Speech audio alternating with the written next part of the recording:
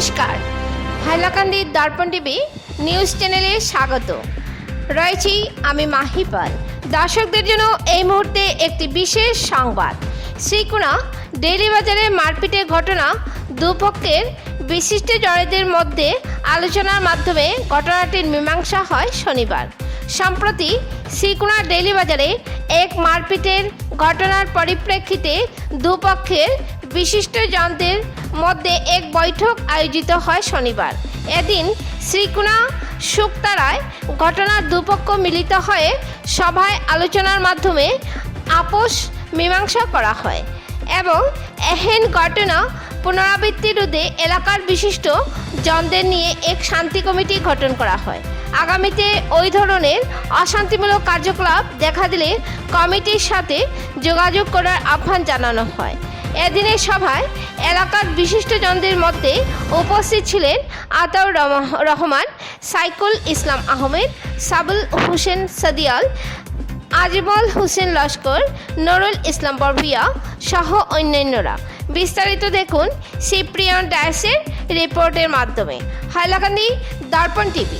পরবর্তী খবর পেতে চোখ রাখুন হাইলাকান্দি দর্পণ টিভির পর্দায় এবং নিত্য নতুন খবর পেতে চ্যানেলটিকে অবশ্যই লাইক ও ফলো করে দেবেন, যাতে সবার আগে গরম খবর আপনাদের কাছে পৌঁছতে পারে। ধন্যবাদ।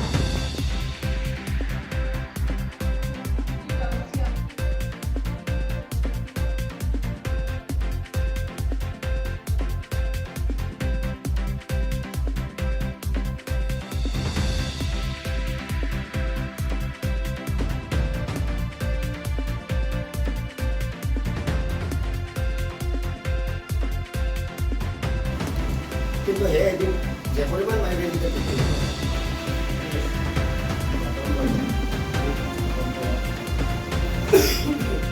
গাড়ি যে খারাপ হয়েছে গাড়িটা গেছে যে আমার কোনো গাড়ি সাইড লাগাইটা আমি গেছে গাড়ি সাইড লাগাবো আমাদের হয়তো তো আর্টিস করা যায় একটু টেকার জোগা করার দরকার আছে, এটা তো একটা কথা আছে। আর হে এখনো আইয়া যায় কথা বলছি বা আমি আরো শুনছি রামনগর গিয়া বলছে ভুলে বিশেষ করে মারছে।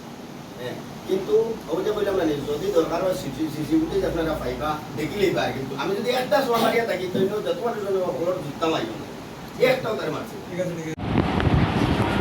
গত 17 তারিখ যে ঘটনা ঘটেছিল সেই ঘটনার পরিপ্রেক্ষিতে শ্রীকুনা গাঁও পঞ্চায়েত সভানেত্রী প্রতিনিধি মহাশয় এবং আমার মাননীয় আতাউর রহমান সাহেব মহাশয়ের নেতৃত্বে যে সুন্দরভাবে মীমাংসা হয়েছে, সেই মীমাংসা এতদিন পরে আজকে ধন্যবাদ দেবার মতো। কারণ প্রায় সময় শ্রীকুনার ছেলেরা এবং রামনগরের ছেলেরা একটু আধটু জিনিস নিয়ে বোঝাবুঝির মধ্যে একটু গোলমাল হয়ে যায়। তো আজকে তা ভবিষ্যতে চিরতরে নির্মূল করার জন্য যে পদক্ষেপ নেওয়া হয়েছে শান্তি কমিটি গঠনের মাধ্যমে, আশা করছি আর ভবিষ্যতে এই ধরনের কোনো ঘটনার পুনরাবৃত্তি হবে না। এবং দাবি আজকের যে ব্যবস্থা নেওয়া হয়েছে সেই ব্যবস্থার মূলেতে আমার এই দুজন ভাইয়ের প্রতি আমি ধন্যবাদ জ্ঞাপন করি।